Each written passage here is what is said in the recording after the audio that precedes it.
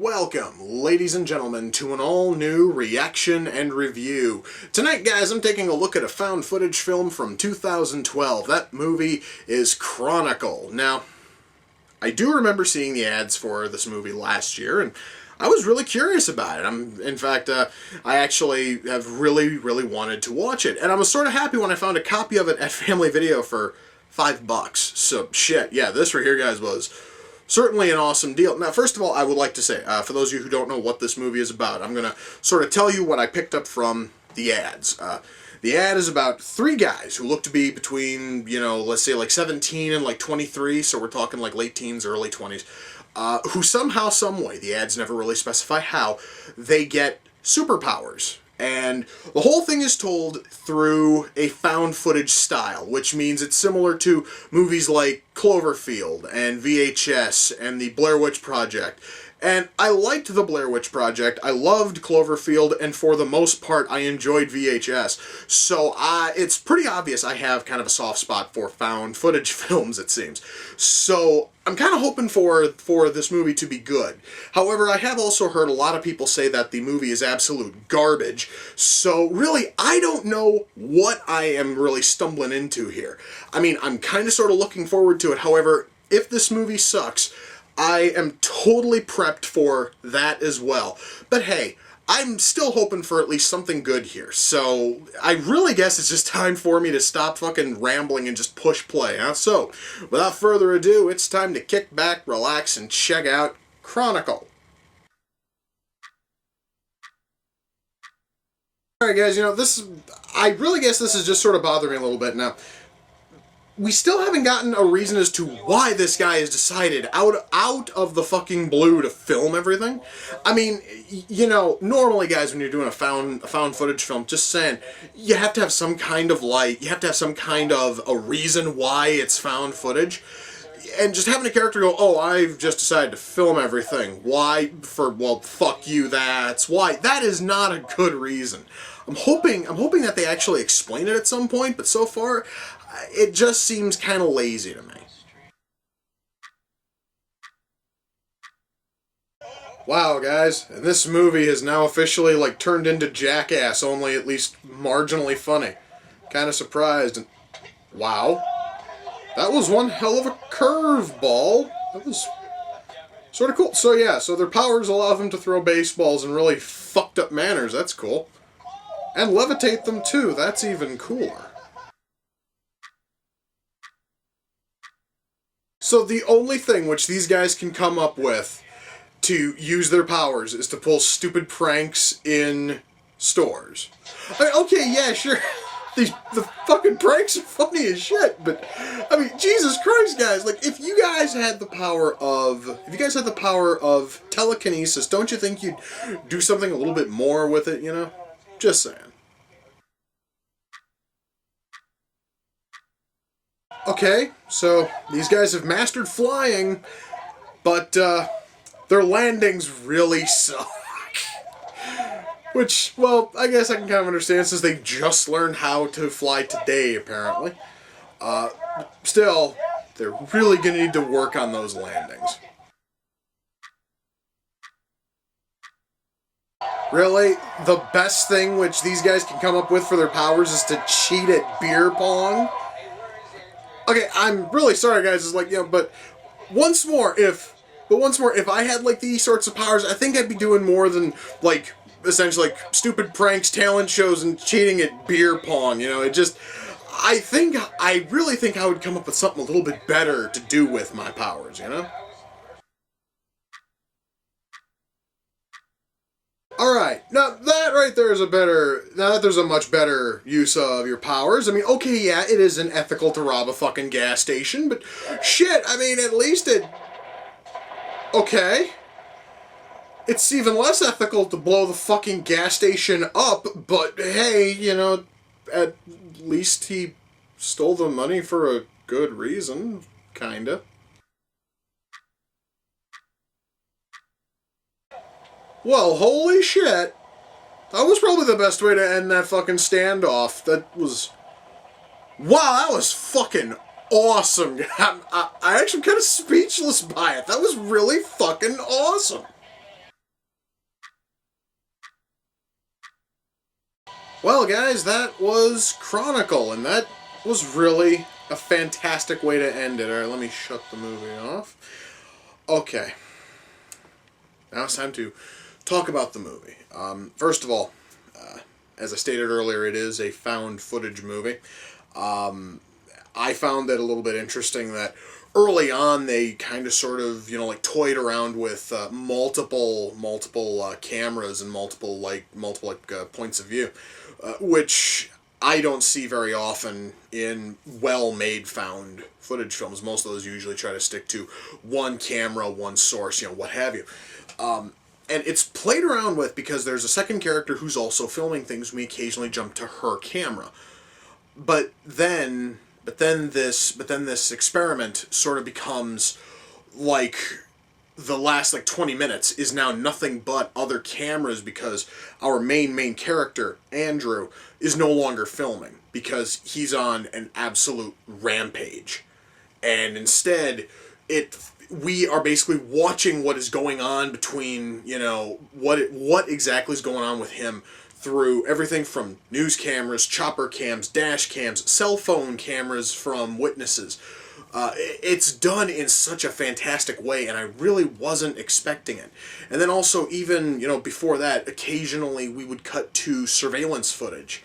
And I'd like to say at one point it was, I did mention it earlier, when Andrew was robbing the gas station. It cuts to the surveillance footage, and they had a really nice touch of making sure that his camera was visible and kind of floating in the background. It was really cool. It was a nice little touch, but I'm going to cover that in special effects. But I did want to say that in terms of how found footage films are done, this thing is done in an absolutely unique way, and I really liked that. It really did add a lot to the movie. Now, as for writing, I stated at the very start of this that Andrew, for whatever reason, and he never gives a proper reason, he has just decided out of the blue that he's going to start filming.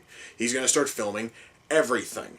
And you can tell that his home life is absolute crap because his mom is sick with something. We are never told what, and frankly, I'm kind of happy that we aren't given details on that. And his dad is a drunken douchebag. So I guess maybe if you wanted to videotape your mom's possible final days, or perhaps maybe have footage of your drunken dad being a fucking dipshit for any sort of potential court hearing, then maybe you'd have something. But then he'd only be filming at home. But he also drags the camera to school. And when his friends start asking him, when people start asking him, why are you filming, he never has a reason. And to me, that just kind of felt like, a little bit of lazy, writing. It would have been nice if there was some kind of a real reason. I don't know, he went and he saw a therapist, and the therapist said it'd be best if you started filming everything so I could see, because that actually is something which therapists apparently do. I actually have heard about that as a form of therapy. But anyway, but that honestly would have been one option, and they didn't do it. And even though the writing everywhere else is really solid, really strong, and very, very well written, the reason why he's filming in the first place is left so absolutely vague, and it just bothers me. It bothers me still, even as I finish watching it. The very fact that the genesis behind why he's filming is never properly explained. It's just, well, I want to film. Fuck you. And that doesn't really sit well with me. That they could have done anything with it, and they didn't, and I understand I'm really banging on about it, but that's really the one negative patch in terms of writing, is the fact that they just sort of gloss over why he's filming in the first place. Now, in terms of the rest of the writing, we have a very deep script here. I mean, I seriously thought it was just going to be a bunch of assholes with powers, and they were just going to just do stupid shit shit with it. And sure enough, that actually is sort of the start of it, is it's just them pulling these really, really creative pranks, and some of them are genuinely funny. And then things begin to get a little bit deeper, and things actually begin to get a little bit more serious. And the film really does make you care about every single character here.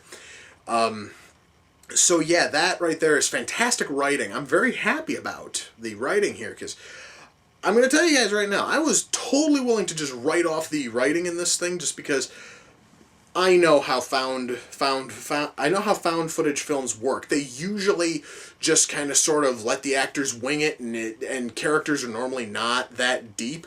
But here, the characters have a ton of depth. In fact, this actually feels like one of the most scripted found footage films I've seen.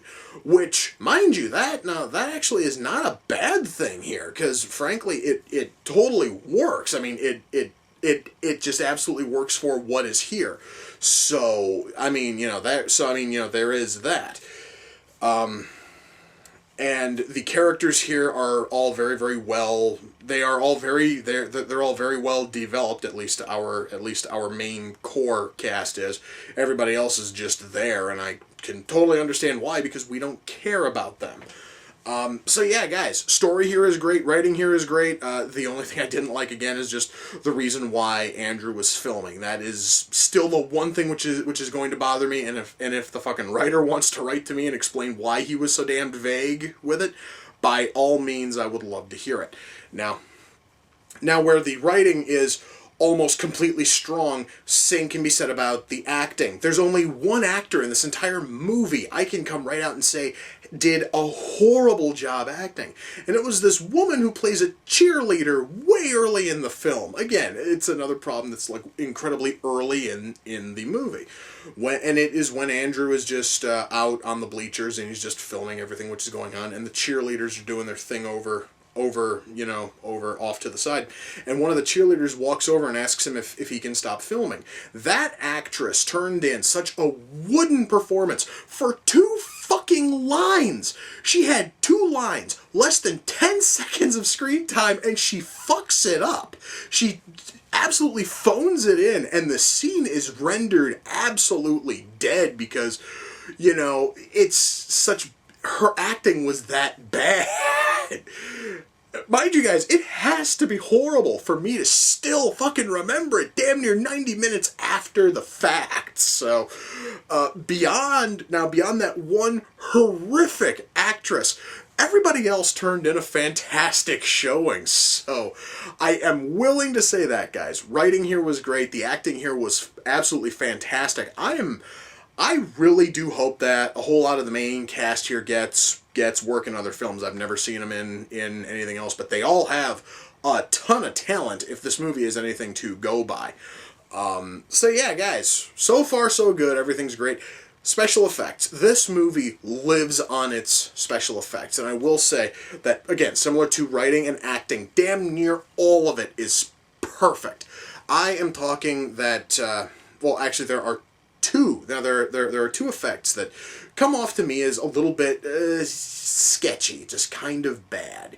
One of them is when the guys are in a diner, and one of them is using a spoon, and he is telepathically stirring his chocolate milk with it. And at one point, he pulls up and he goes and pulls out the spoon, and they're filming in front of a mirror, so that way then you can see the spoon still floating in the mirror as well as in the foreground.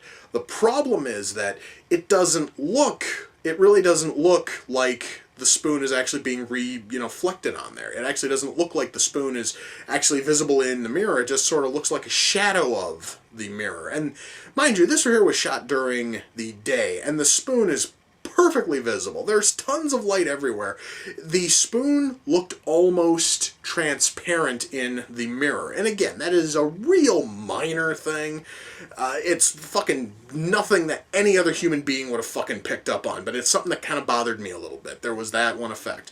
And then right towards the very end, when 2 of our characters are in a Volkswagen Beetle, and the Beetle is seen falling from them because now they're, because he has to save his girlfriend, and his girlfriend is holding onto a camera, and the Beetle just kind of sort of, like spins down to the ground and explodes. The Beetle looks horrible because there's no texture on it. Which again, it's a very minor thing, and unlike the spoon, which was sitting there on screen for a good 60 seconds, that whole shot of the Beetle falling and exploding is done in like 3 seconds. But it looked really bad. They seriously should have probably done they probably should have done like another pass on it, and maybe, I don't know, attempt to make it look like a car, like an actual car instead of some ugly fucking like textureless thing you would have seen in a PlayStation 2 game. Just saying, it could have been done a little bit better. Beyond those two effects, though, special effects here are going to blow your mind. I'm talking everything from when they are pulling pranks in the store. And okay, like certain things are pretty cool, such as like them like moving carts. Or one guy actually goes and he moves a fucking car in the parking lot from one space to another to go and screw at the head of one of the shoppers. It was really cool shit. All of that is done really well, and when they finally learn to fly, Andrew, you actually get to see him take off, and there are just all these rocks near him, and they all start to float up with him. It looks really good, and right towards the end, he is stopping bullets coming in from like 35 different fucking directions. He stops them all, and then there's just this wall of bullets. It looks amazing. Effects here, minus, once more, those 2 fucking effects. Everything here is fantastic. In fact, I'm actually kind of shocked that this thing wasn't nominated for awards in terms of how good the effects are. Especially considering the fact that it's a found footage film, which of course means that the camera is going to shake, and everything there is tracked perfectly, which some companies are just not able to do effectively. But here it is done flawlessly. So I do have to say that special effects here are fantastic. Lighting here is really good, especially since it is a found footage film, so everything has to look natural unless they directly say that they are using the light that is on the camera. So yeah, all of that looks very, very natural. It works very, very well. Sound mix here is really good, and I'd like to say right now that at a couple of points when they are using their powers, and especially when they find the gigantic glowing stone which gives them the power in the first place, there is this loud, high-pitched, like, droning noise. And it's going to bother you if you can actually hear it, because it's one of those tones that can only be heard by certain people. And I'm going to assume that if you have dogs around, it's probably going to bug them too. It's one of those really high-pitched sounds that just bugs you. Now, mind you, it seriously is a really nice touch, except for one point when where it just kind of like where it just keeps on droning for a good like 45 seconds, and it begins to give you a fucking headache. I really haven't talked about camera work because, well, naturally this here is a found footage film. I did happen to mention how they were showing it through multiple sources, and that was really cool, but I do want to touch on camera work itself, because at one point, Andrew, who is out of our 3 main powered up characters, is able to utilize his powers the most. He has learned how to move the camera mentally. So now when he and other characters are talking, we have essentially crane shots going on. I never thought I would see a found footage film that actually would use a fucking crane to make these shots work. And under any other circumstance, I would have cried foul, and I would have said that it was absolute bullshit. But here it works, and frankly, it really added a nice touch to just simply show how much power this kid really has. So guys, when all is said and done, am I able to recommend Chronicle? Oh, fuck yes. And the very fact that I bought this thing for $5, that guys is just fucking icing on a very awesome cake. This thing was amazing. And to be totally honest with you, I actually kind of wish that I'd have caught it in theaters, because You know, because I just watched this on my fucking 40-inch TV, I would have loved to have seen this thing on a 35-foot wide screen. Well, 35, 45, it all depends on your theater, what have you. I honestly think that it would have looked even better there. However, this thing is still an awesome movie, and if you guys can find a copy of it anywhere, be it, you know, like Netflix, a video store, whatever, go ahead, check it out. This movie is totally worth your time. In fact, I will say right now that this is one of the most unique and interesting found footage films I have ever seen.